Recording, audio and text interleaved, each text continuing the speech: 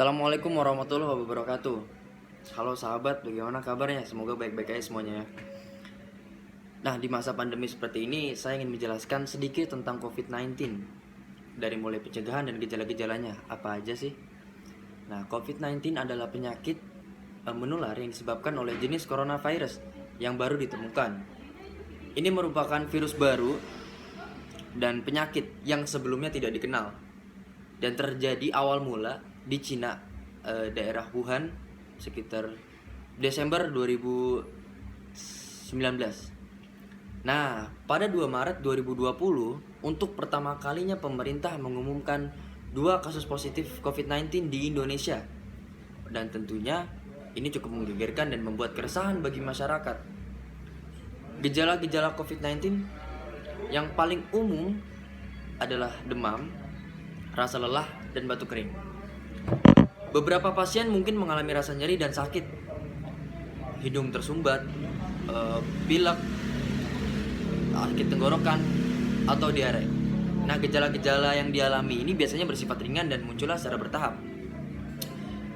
Beberapa orang yang terinfeksi tidak menunjukkan gejala apapun dan tetap merasa sehat. Sebagian besar, sekitar 80%, orang yang terinfeksi berhasil pulih tanpa perlu adanya perawatan khusus. Akan tetapi, sekitar 1 dari 6 orang yang terjangkit COVID-19 menderita sakit parah dan kesulitan bernafas. Kemungkinan besar yang terkena dampak lebih parah adalah orang-orang yang lanjut usia dan orang-orang dengan kondisi medis yang mungkin sudah ada sebelumnya, seperti tekanan darah tinggi, gangguan jantung, atau diabetes. Itu beberapa penyakit yang punya kemungkinan lebih besar mengalami sakit lebih serius. Nah, mereka yang mengalami demam, batuk, dan kesulitan bernafas sebaiknya mencari pertolongan medis. Gitu.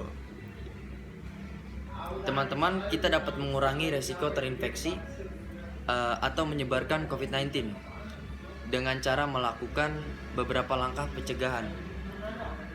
Yang pertama, seringlah mencuci tangan dengan air yang mengalir dan jangan lupa menggunakan sabun atau cairan antiseptik yang sekarang sudah disediakan di berbagai tempat, sudah pasti ada, karena memang itu protokol kesehatan yang dijalankan dari pemerintah. Mengapa mencuci tangan?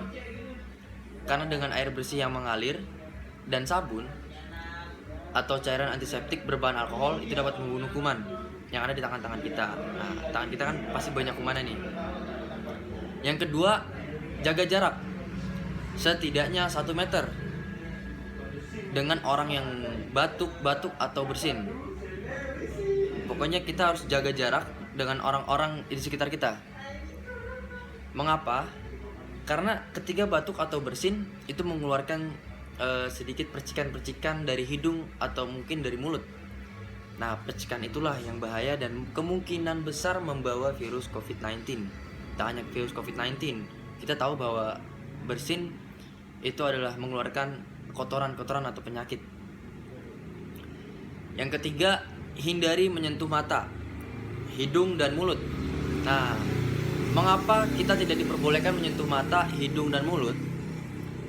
Karena tangan kita ini menyentuh permukaan benda apapun yang ada di sekitar kita. Misalkan kita memegang smartphone kita, atau kita bermain laptop, atau kita mencet tombol lift, kita kan nggak tahu itu ada COVID-19-nya atau nggak, ada virusnya yang nempel di situ atau tidak.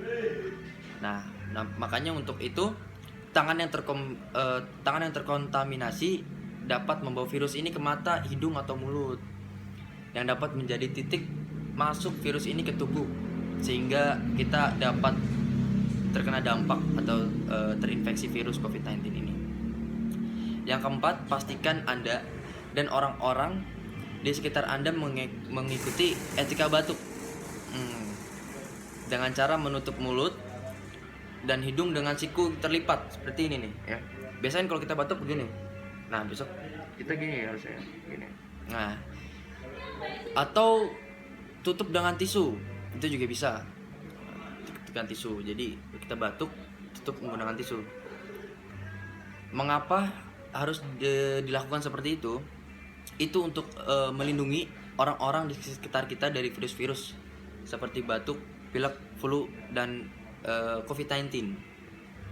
Yang kelima, stay at home. Tetaplah tinggal di rumah. Jika merasa kurang sehat, jika Anda demam, batuk, dan kesulitan bernafas, segeralah cari pertolongan medis dan tetap memberitahukan kondisi Anda terlebih dahulu. Mengapa? Karena Kementerian Kesehatan dan Dinas Kesehatan akan memiliki informasi terbaru tentang situasi yang ada di wilayah Anda, seperti ada zona-zonanya, ada zona merah, zona hijau, ya. Dengan memberitahu kondisi Anda terlebih dahulu, petugas kesehatan akan mengarahkan Anda ke fasilitas pelayanan kesehatan yang tepat. Nah, langkah ini juga melindungi Anda dan membantu mencegah penyebaran virus dan infeksi-infeksi lainnya. Seperti itu. Kemudian yang keenam, tetap ikuti informasi terbaru tentang virus coronavirus ini ya, virus COVID-19 ini di kota atau daerah di mana COVID-19 menyebar luas. Nah, jika memungkinkan, hindari berpergian ke tempat-tempat tersebut gitu. Hindari berpergian terlebih dahulu ya. Yang mau liburan, traveling, mending ditahan dulu. Mending kita diam di rumah. Untuk saat ini kita diam di rumah saja terlebih dahulu ya. Nah, kemungkinan hindari berpergian ke tempat-tempat tersebut, terutama jika Anda berusia lanjut atau mengidap riwayat-riwayat penyakit yang saya sebutkan tadi, seperti diabetes, sakit jantung, atau paru-paru. Karena kemungkinannya tertular COVID-19 lebih tinggi dibanding orang-orang yang tidak mempunyai riwayat tersebut gitu. Nah, teman-teman, tetap jaga kesehatan, ikuti aturan pemerintah, jangan ngeyel, jangan bandel, tetap jaga kesehatan juga, saling support. Kemudian jangan percaya berita-berita hoax yang tersebar tentang COVID-19 ini. Oke, sekian dari saya. Terima kasih. Assalamualaikum warahmatullahi wabarakatuh.